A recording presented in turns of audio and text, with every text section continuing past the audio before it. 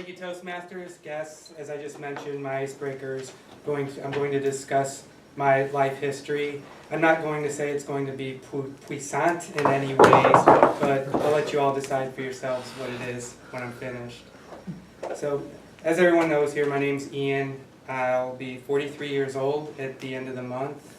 I currently reside out by the Laguna Seca Speedway off of San Venancio Road. I've been there for about a year and a half now.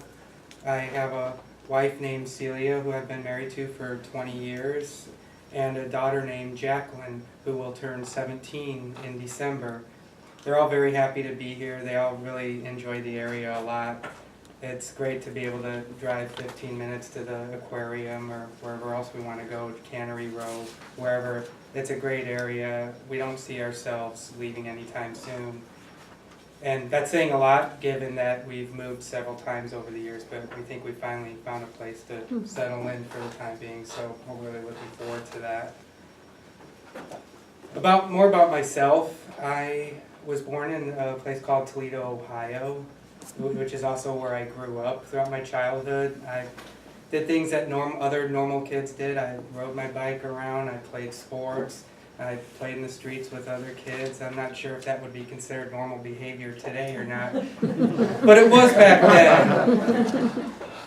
With all the technological advances and everything out there, I think growing up back then was radically different. In fact, I might be able to argue that kids who grew up in my generation, we may have been the last of that type of environment where if we wanted to go hang out with our friends, we'd get on our bike and go walk to their house, knock on their door, and we'd go out and do whatever. We played video games too, but it was nowhere near to the extent it is today where you can just grab a cell phone out of your back pocket and start. And I think that does hurt socialization and everything, but that's a different topic for a different time.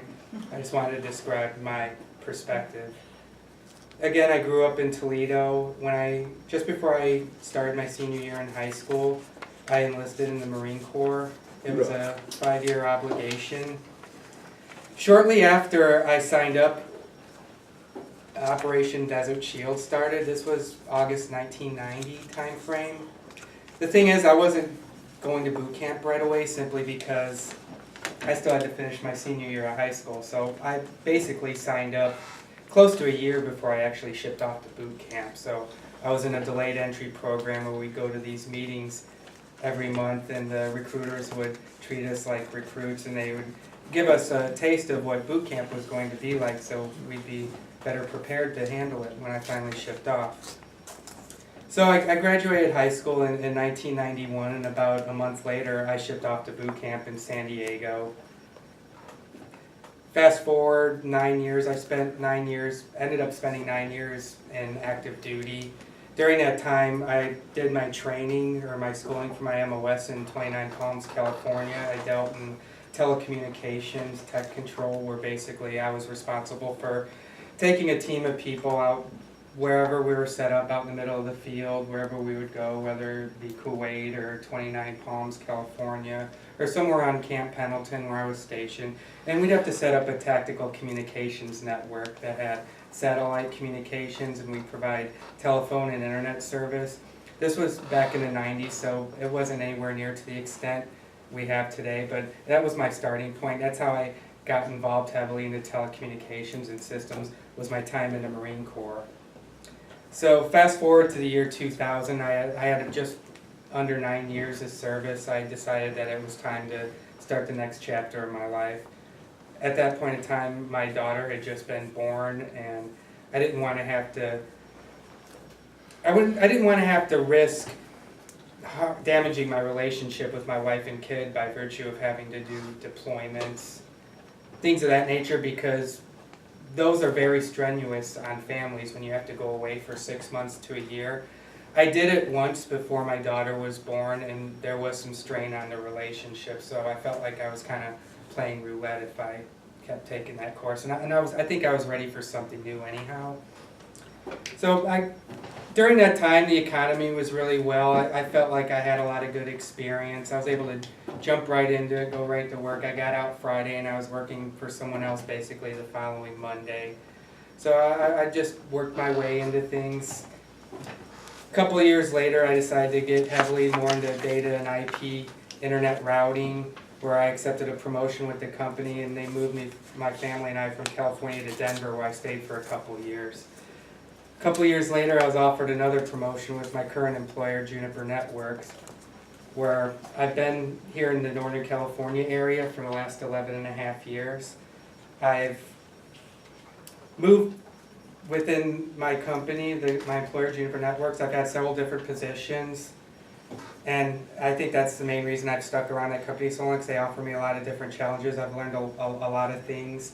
I've worked with very demanding customers such as Google and Facebook, who I currently support, and I'm really looking forward to my next challenge in life, whatever it may be. I haven't quite figured it out yet, but hopefully I'll get there soon. Thanks a lot, everyone.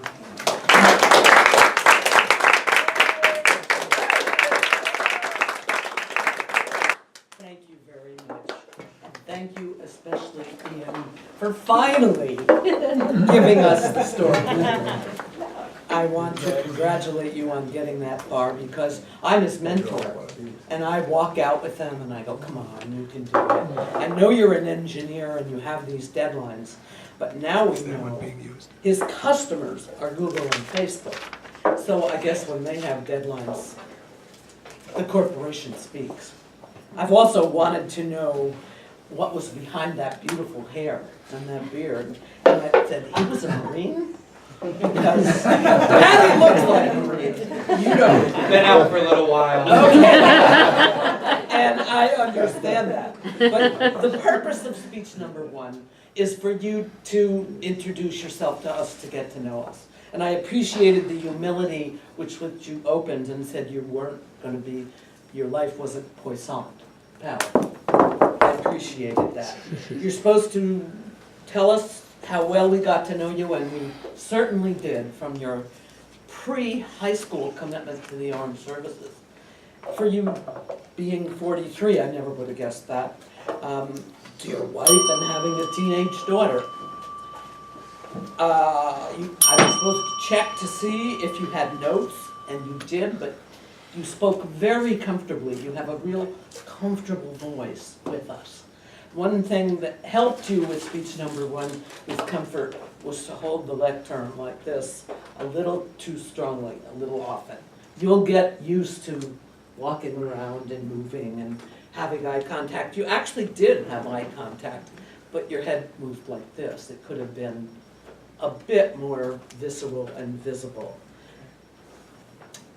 You also, I'm supposed to give you some suggestions for what to improve.